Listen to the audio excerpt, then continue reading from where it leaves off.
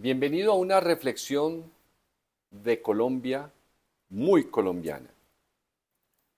La he llamado de Jorge Eliezer Gaitán a Gustavo Petro. Hoy, hace 77 años, Jorge Eliezer Gaitán fue asesinado. Y después de su asesinato, comenzó una violencia casi sin fin, ilimitada, cruel, que cuando uno se acerca a los detalles causa horror y se mantiene esa violencia con ese mismo horror. Hoy quiero reflexionar sobre dos puntos: las ideas y los ideales de Jorge Eliezer Gaitán, que son los mismos de Gustavo Petro, obviamente evolucionados, por ejemplo, con el tema del medio ambiente. Y también, contrario a lo usual, que la pregunta ¿quién mató a Gaitán?, la reflexión va a ser sobre quién se benefició del asesinato de Jorge Eliezer Gaitán. Antes de comenzar con las ideas de Gaitán, le sugiero buscar en YouTube los discursos de Jorge Eliezer Gaitán. No hay muchos, vale la pena escucharlos, porque incluso hay una gran variedad de expresiones entre políticas, morales, del carácter, por ejemplo, y hasta poéticas. Vale la pena que los escuche estos días. Vamos a las ideas de Gaitán. Él era un miembro del Partido Liberal y fíjese usted, de manera abierta decía que defendía las ideas socialistas. Eran las ideas que le entregan derechos al ciudadano, entregaron derechos a los trabajadores, a las familias, la salud, las pensiones, etcétera. Las defendía y quería llevarlo a todo el pueblo colombiano. 77 años.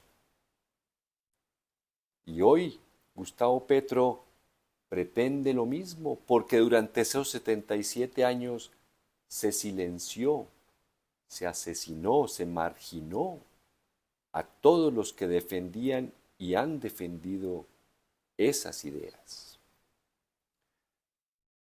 Habla Jorge Eliezer Gaitán de los abusos de los políticos en el campo. Dice que le cobran 80 centavos la carga de agua y para mantener el negocio los políticos no hacen los acueductos. Fíjese usted ayer en la reflexión que hablaba del Consejo de Ministros del tema energético, cómo hoy utilizan las matemáticas para elaborar la fórmula que más convenga a sus desproporcionadas ganancias. Es decir, de 80 centavos la carga de agua hemos pasado a que la corrupción, el beneficiarse del presupuesto nacional es corrupción, ha pasado a ser una fórmula de precisión, la corrupción de la precisión. Habla de los medios de comunicación en sus discursos, esas máquinas de infierno y de mentira que le construían a él unas ideas, fake news también. Y las personas allá en el Teatro Municipal, hoy llamado Jorge Eliezer Gaitán, salían de ahí a echarle piedra al tiempo, porque sentían rabia de que mintieran sobre su líder. 77 años después, hoy, ¿qué tenemos? A esos mismos medios un poco más grandes, también contra Gustavo Petro y sus reformas sociales. habla de los partidos que sembraron odio en los pueblos. Ellos en las instituciones, en los ministerios, en los puestos de poder, aparentan ser enemigos, pero en el fondo son aliados para defender un establecimiento que les beneficia a ellos. Pero eso sí siembran odio en los pueblos para que entre los campesinos, entre los estudiantes se maten, decía Gaitán. No quiero insinuar que eso ha hecho los partidos políticos hasta el 2022. Usted lo sabrá entender mucho mejor, porque todos lo hemos vivido desde diferentes ángulos. Habla de las oligarquías, porque así se llaman. Es el término que se utiliza para designar a las familias, a los grupos que quieren atornillarse en el poder, fingir democracias y beneficiarse continuamente del Estado, de los puestos, del presupuesto. Hablaba Gaitán de las cajas de ahorro, cómo le pagaban unos intereses miserables a los trabajadores y ese dinero sí le producía grandes ganancias a las oligarquías y a las grandes empresas.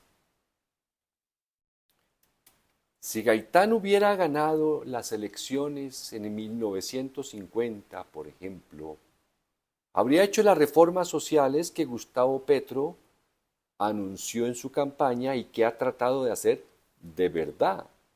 Porque esas mismas reformas las usaron durante 77 años los políticos de ambos partidos para prometer, para engañar y ganar votos.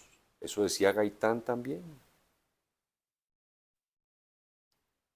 ¿Qué hubiera hecho? Pues seguramente habría propuesto esas reformas. No sabemos que si la oposición hubiera sido tan cruel de impedir que los pueblos se beneficiaran como hoy está pasando. Ahora veamos quién se benefició del asesinato de Jorge Eliezer Gaitán. Los dos partidos políticos, sin duda, los liberales se liberaron de un candidato que con toda seguridad iba a ganar en 1950 e iba a quedar como jefe del Partido Liberal, pero las oligarquías del liberalismo tenían pánico que un hombre de izquierda fuera el líder del partido. De izquierda de verdad y que lo sostuviera con carácter.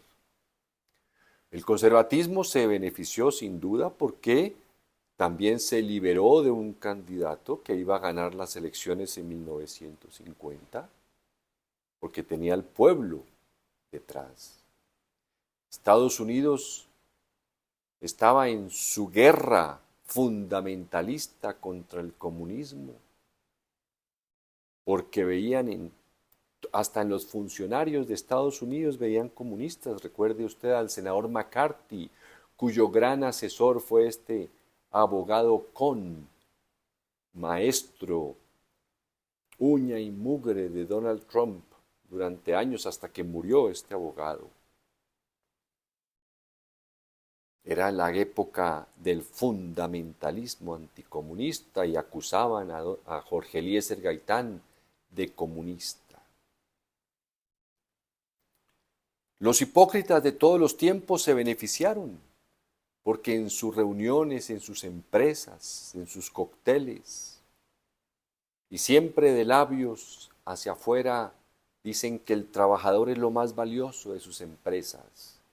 Pero cuando se trata de beneficiarlos de verdad, con derechos justos y bien merecidos, ya dan un paso atrás y sienten alivio cuando a las personas como a Gaitán y todos los líderes, hasta Gustavo Petro, los han asesinado, sienten un alivio. Jorge Eliezer Gaitán había sido ministro de Trabajo y había querido darles los derechos a todos los trabajadores. 77 años. No sé si a usted le parezca mucho o poco tiempo, pero durante 77 años todo ese ideario de beneficio al pueblo estuvo sepultado. Solo se manifestaba a través de la hipocresía que se activa en las campañas electorales. Jorge Eliezer Gaitán decía, antes de morir, en unos discursos antes de morir, decía, más vale una bandera digna en la cumbre que 100 banderas inmorales en el lodo. Hasta la próxima.